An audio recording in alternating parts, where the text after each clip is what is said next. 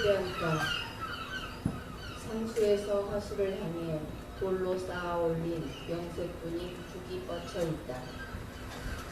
무대 상수에 산으로 올라가는 길과 숲 일부가 보이고 화수는 질펀한 모래톱이다. 이 북을 넘어서 무대 저편으로 선창이 있다. 배경으로는 망망한 하늘과 바다가 명돌 같은 수평선을 사이에 두고 펼쳤다. 그 수평선 위에 주먹만큼씩 한 암초가 떠있다. 때는 어느 여름의 초저녁. 주위는 짙은 안개가 꽉 차서 모든 것이 희뿌연 형체만을 나타낼 뿐이다. 하늘에는 초생달이 가스등처럼 오얗게 빛을 던지고 있다. 이따금 멸치잡이 하는 조각배에서 왁자지껄한 사람의 아우성과 바다 위로 떨어지는 불똥이 희뿌옇게 명멸한다. 습기를 머금은 해풍이 불어올 때마다 뒷산 솔밭은 일제히 서성거린다. 막이 오르면 무대 중앙 북에 명희가 등을 기대고 모래밭에 두 발을 내던지고 앉아서 조는 듯하면서도 깊은 생각에 잠기고 있다. 그 옆에 큼직한 보스턴 백과 화구가 놓여 있다. 습기와 냉기를 막기 위해 굵직한 치크무늬가 있는 잠바를 걸쳤다. 명희와 서너 발 떨어진 하수 쪽에 상원이가 등 돌아서 서 있다. 삼배 바지에 모타이. 한 손엔 소주병이 들렸다. 두 사람 사이엔 잠시 말이 없다. 상훈이 피우는 담뱃불이 어둠 속에서 보석처럼 아름답다. 주기적으로 밀려왔다 스쳐 내려가는 파도 소리. 극이 진행됨에 따라 안개는 농담의 변화를 일으킨다. 오늘 밤에 승객을 재촉하는 듯 똑딱선에 목매인 고동소리가 이따금 울려온다.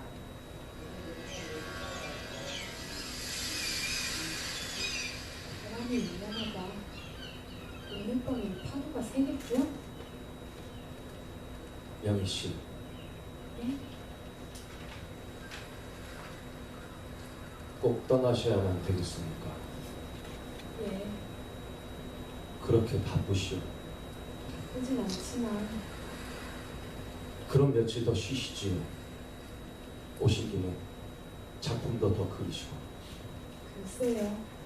애당초 계획은 그림이라도 몇 장 그려가려고 왔었는데 그러니까 내 말대로 그렇게 하세요. 서울서 이 섬이 어디라. 모처럼 다녀가면서 작품 한 장 못 그리셨다서야 되겠소. 이 섬의 풍경은 특이한 점이 많아서 그림이 될 텐데. 아름다운 곳이에요. 하지만 이곳은 차분하지가 않아요. 게다가 기후가 너무 습해서 밤이면 이렇게 안개 속에 박혀서 밤새 파도 소리를 듣고만 있어야 하니 견딜 수가 없어요. 게다가 나 같은 인간을 만나게 되어서 괴로우셨겠죠. 선생님도 파도 소리 깊게 꼬리를 끌며 달아난다. 생각하면 꿈 같은 얘기지. 이 섬에 명희 씨가 나타나실 줄은 꿈에도 생각지 못했어. 그러고 보면 우연이라든가 기적을 믿고 사는 사람의 심정이 이해될 것도 같군요. 사실이에요. 일주일 전 제가 도착하던 날 밤 숙소를 빌리기 위해서 국민학교에 들렸을 때 저는 하마터면 기절할 뻔했답니다. 사무씨가 촛불지 불을 들고서 사무실에서 얼굴을 내미셨을 때 난 유령인 줄 알았으니까요. 사실 현재의 나는 유령이나 다름없지. 5년 동안 전혀 생사조차 알 수 없었던 선생님이 이런 절의 고도에 와 계실 줄 누가 감히 짐작이라도 했겠어요.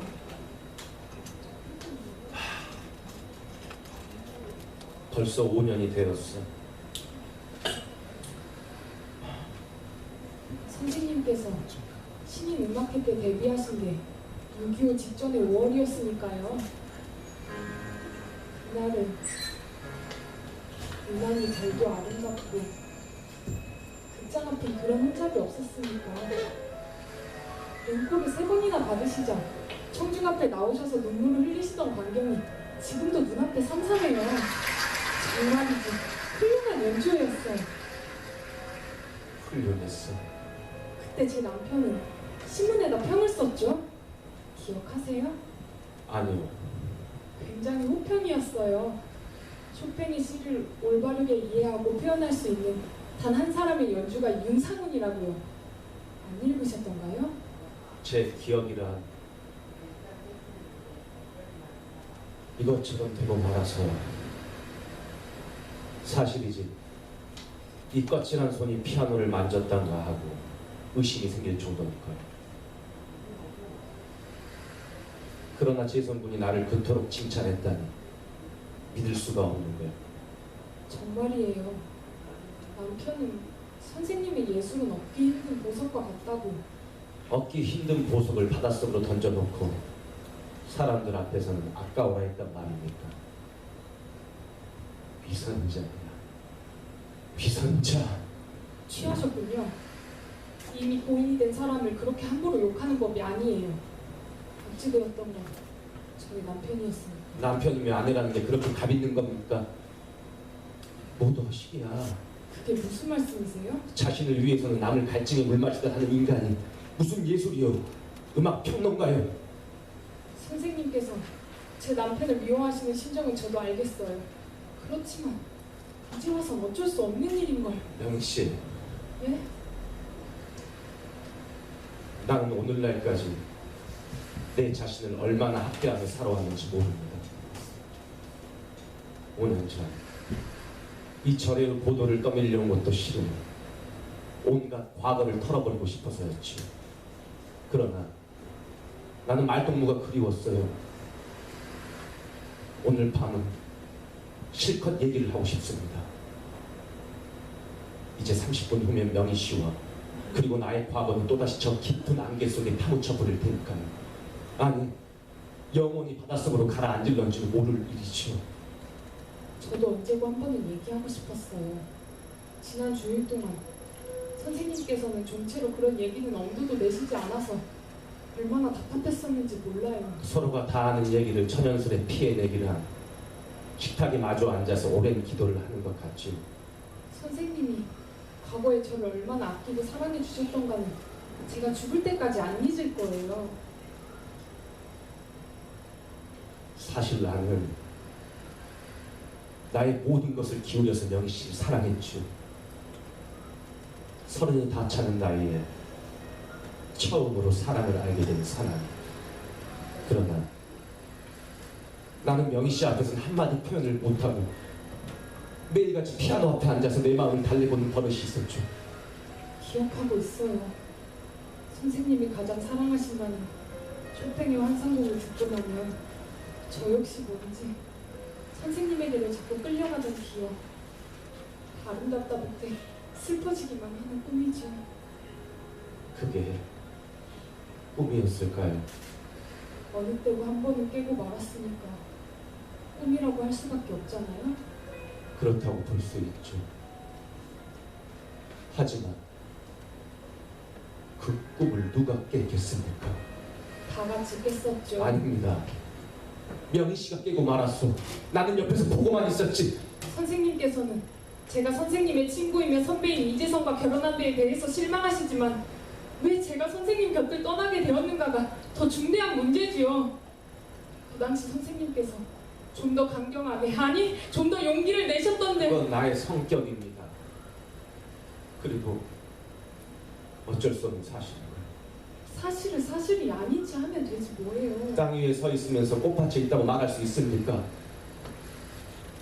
낡은 인스대, 껍질을 달팽이처럼 지고 사는 부모에게 이끌려 나이 17에 강제 결혼을 당한 나의 과거는 사실이니까요. 그것이 무슨 소용이 있습니까? 이미 청산한 일이. 그러니까 나는 그런 사실을 시인하고 명희 씨의 양친의 양해를 구하려고 했죠. 그러나 역시 딸을 가진 사람들의 생각은 다른 모양이죠. 그러니까 애당초 모르는 척 했어야만 되는 일이었죠. 거짓의 힘을 빌려서까지 사랑을 얻을 필요가 있습니까? 그게 선생님의 무성의한 생각이죠. 사랑이란 어떠한 희생을 치르고라도 얻어야만 귀중한 거예요. 양분이 굴복이니는 있을 수 없어요. 사랑을 얻는 데만은 중세기적 기사도가 필요하다고 생각해요.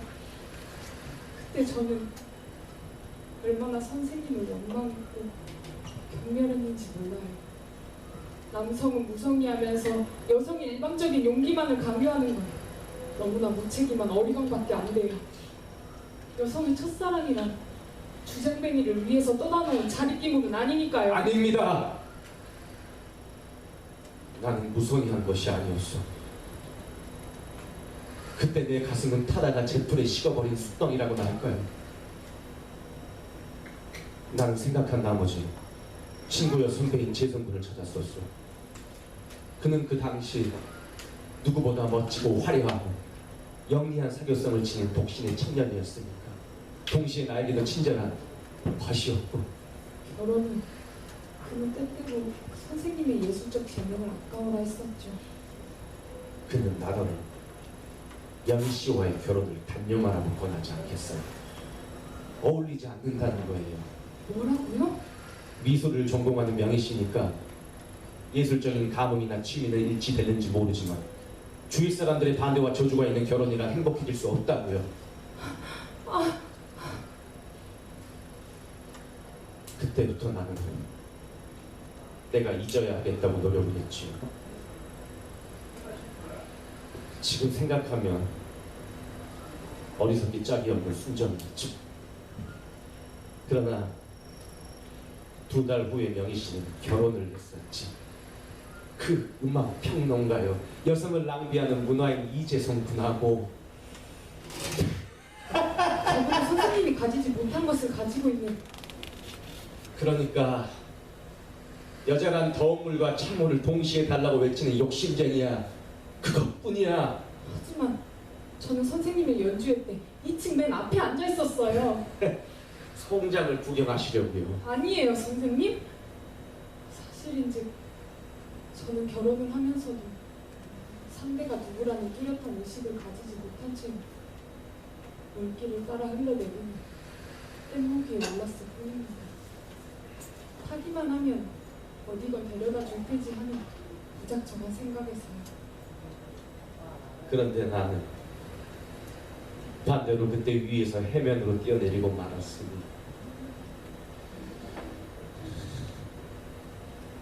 하지만 우리는 또 이렇게 때 위에 마주 앉게 되었잖아요.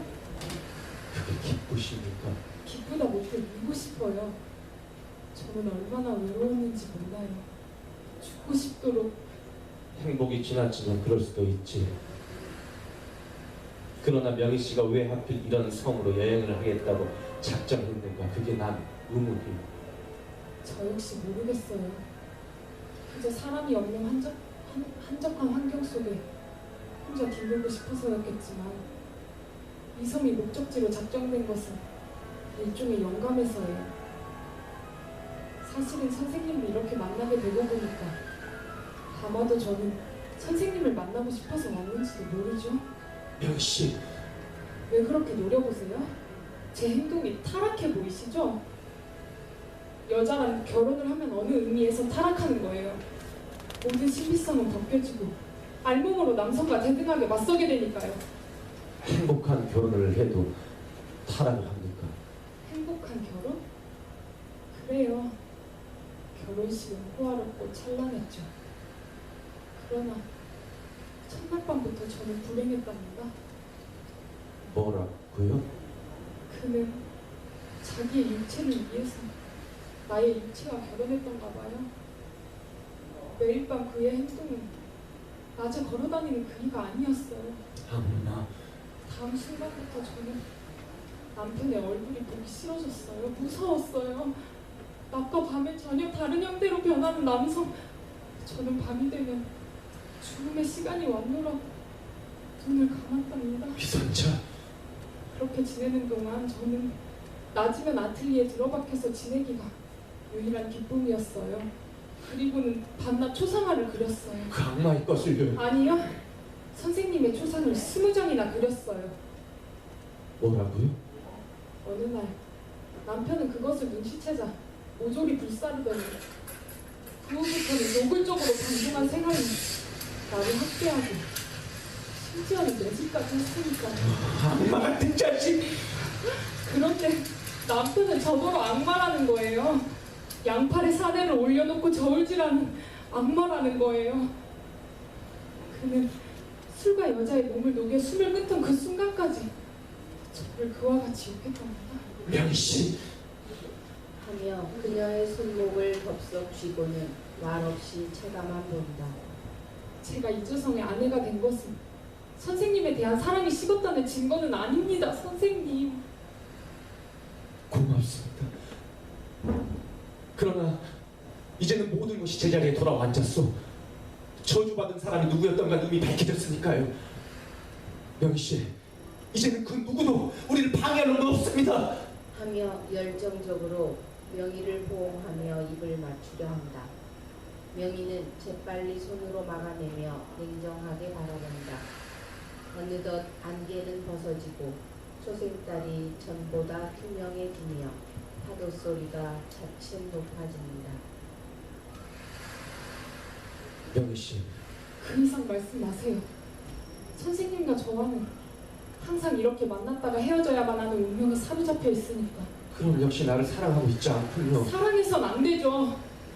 무엇이? 죄송해요.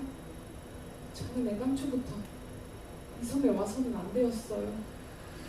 선생님을 만나게 되자 저보다 선생님께서 얼마나 괴로워하셨는지를 생각하면 천만에 명희씨가 오신 뒤에 일주일이란 하룻밤의 즐거운 꿈처럼 행복하고 유쾌했어요.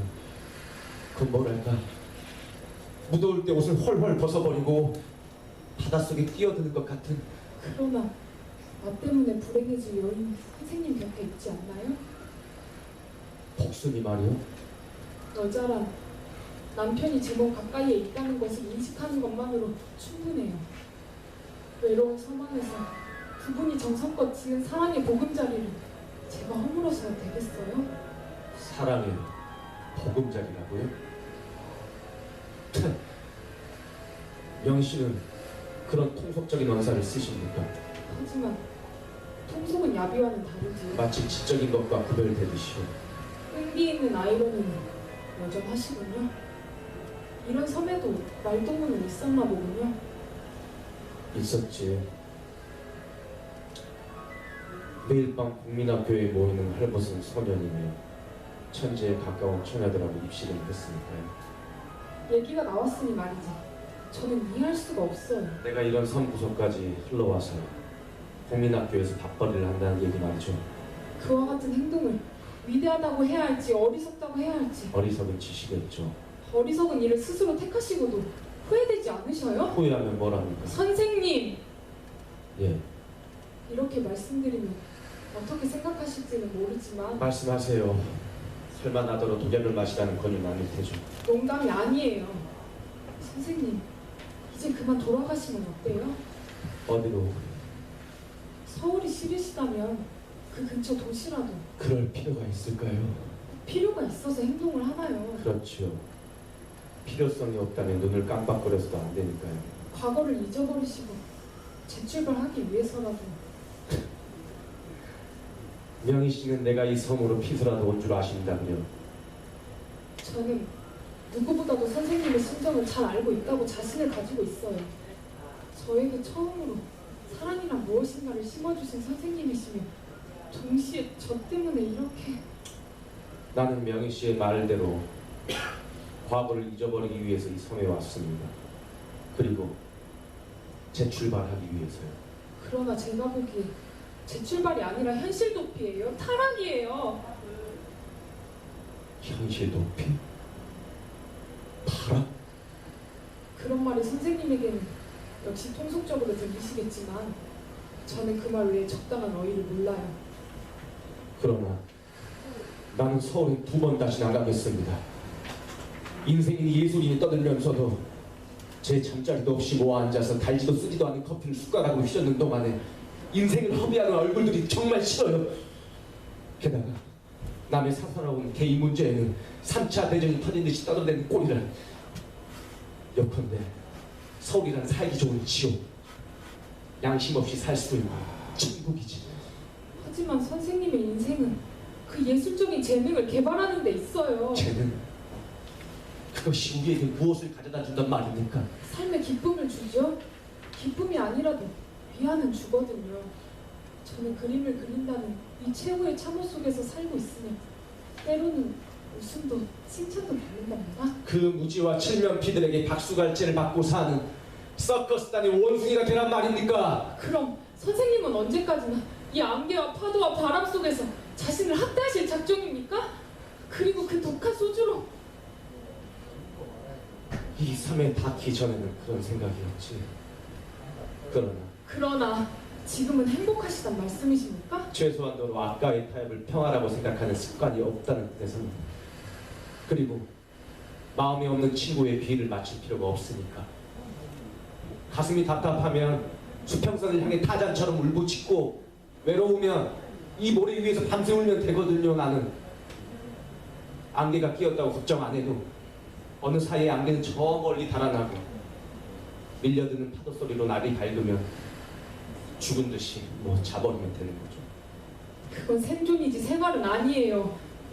5년 전에 차디찬 피아노에 건반을 치며 그곳에다 새로운 생명과 씨를 불러일으키던 정열을 잊으셨나요?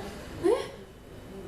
잊은 게 아니라 빼앗겼지. 누구에게요? 누구에게? 나는 여성으로 태어나지 못한 것을 얼마나 안타깝게 생각한지 모르겠어. 나를 사랑하고 나에게만 의지하겠다던 명희 씨가 그렇게도 천연스럽게 제선들에게 쓰러져 안기는 수능성을 말입니다. 선생님, 용서하세요. 그 얘기는 이제 그만하세요. 그러나 저는 선생님이 뭐라고 말씀하셔도 저는 지금도 선생님을 사랑하고 있어요. 하며 엎드려 운다. 상우는 재빨리 명희를 일으켜 그녀의 눈 속에서 무엇을 찾아내려는 듯이 바라봅니다. 그렇다면 그 증거를 보여주시오. 나를 사랑해왔고 지금도 그 사랑이 변함없다는. 그렇지만 그것만은 어쩔 수가 없어요. 설사 있다 하더라도 보일 수는 없어요. 복순에게 대한 도의적인 인사 때문에. 인사가 아니라 이건 인간의 영원한 궤도예요. 궤도? 남의 궤도를 뚫고 넘어설 수는 없습니다. 고루한 상식이요. 우리는 그따위 상식 때문에 5년 전에도 슬프고 지금도 또 슬퍼져야만 되겠소. 그러나 선생님의 현재 부인과 어린애를 버릴 수는 없잖아요. 그러면 왜 나더러 서울로 돌아가자는 거예요? 선생님의 예술과 생활이 더 빛날 수 있는 길이니까요. 사랑을 잃고도 생활이 빛날 수 있다고 생각하십니까? 그건 안 됩니다. 명희 씨, 나와 결혼합시다. 나를 사랑한다면 결혼해요. 그러면 난 다시 피아노 앞에 앉을 수 있어. 네? 하지만 선생님은 이미 부인과 어린애가 있어요. 아닙니다. 그는 나의 아내가 아니오. 복순이는 내 곁에만 있는 것을 원하는 인형이요. 그냥. 뭐라고요? 사실입니다. 우리는 정식으로 애정을 느껴서 부부된 것이 아니에요.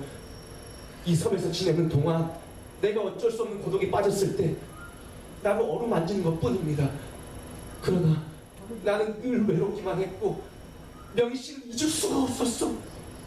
명희 씨, 변하셨군요. 5년 전의 선생님은 아니에요. 얼굴도 마음도 몰라보게 변했어. 변했지. 저 하늘과 바다만 보고 사는데 왜 안 변했겠어? 이 섬에서는 갈매기도 날지 않아요. 그 대신 모두들 벌거벗고 산답니다. 그런데 어떻게 나만이 거추장스럽게 옷을 걸치고 살 수 있단 말입니까? 선생님이 이토록 변하시다니 모두가 저 때문이에요. 용서하세요. 용서를 받을 사람이 누구며 용서할 사람이 누구란 말이요. 내가 복순이를 망쳤다고 생각하지 마세요. 5년 전에 명희 씨가 나를 버린 것은 나를 죽인 것이니까. 그러나 복순이는 어린애를 잘 보며 살 것입니다. 내가 복순이를 데리고 간다 하더라도 그녀와 나는 어느 때고 헤어져야 할 사이가 아니겠소. 그러니까 명희 씨, 나와 결혼을 합시다. 그러면 난 거리에도 안 나가고 온종일 피아노와 씨름을 하겠소. 굳어진 이 손을 다시 펴도록 명희 씨는 그림을 다시 그리고 이젠 우리를 괴롭힐 놈도 없거니와 우리가 병기해야 할 놈도 없잖소. 네. 하며 굳게 껴안으며 모래 위에 쓰러진다. 파도는 높아가고 똑딱선에서는 기관을 살리는 소리와 함께 손님을 부르는 고동소리가 울려온다. 두 사람 다시 몸을 일으킨다. 저는 제가 너무 원망스러워요. 돌아가야지. 내 생명이 되살아나는 이 순간을 안고 돌아가야 돼. 과거를 버리겠다는 내가 돌려 과거를 찾았으니 인생이란 알 수 없는 장난이야. 자, 갑시다. 명희 씨. 하며 명희의 뺨에 입을 맞춘다. 명희는 거의 무표정하게 앉아있다. 다시 출범을 알리는 고동소리가 전보다는 길게 울린다. 자, 갑시다. 정말 가시겠어요? 물론이지. 이제 우리는 절대 헤어지지 맙시다. 죽을 때까지. 좋아요. 고맙습니다, 명희 씨. 그럼 시간이 없으니 어서 떠날 준비를 하고 오세요. 준비는 무슨? 그래도 거짓말을 붙여서라도 얘기해야 하지 않을까요? 그래. 그럼 내 곧 다녀올 테니까 기다려요. 하며 우편 산길을 향해 방망이 괴장한다. 안개는 더욱 짙어간다. 가야지. 근데 그럴 수가 없어. 부디 하며 짐을 들고 선창 쪽으로 둑을 넘어서 안개 속으로 사라진다. 기슬게 부딪히는 파도 소리만이 드높아간다. 배가 떠나는지 사람들의 외치는 소리와 엔진 소리가 크게 들려온다. 스크류가 물을 휘젓는 소리. 이때 상운이 간단한 여장을 갖추고 황급히 등장한다. 명희 씨, 됐어. 다음 순간 명희가 없음을 알자 여기저기 휘돌아보며 이름을 부른다. 스크류 소리는 차츰 규칙적으로 들려온다. 벌써 배에 올랐나? 하며 선창 쪽으로 몇 발 나아갈 때 저만치 멀어지며 울리는 마지막 고동소리. 배가 명희 씨! 명희 씨! 하며 미칠 듯이 뛰어내려간다. 무대 위에는 안개가 지척을 분간할 수 없을 정도로 끼었고 선창 쪽에서는 떠나가는 배를 향해 외치는 상운의 피를 토할 듯한 부르짖음. 그 소리를 띄우기라도 하듯이 목쉰 고동소리가 어슴푸레 들려온다. 솔같이 지나가는 바람에 크게 몸부림친다.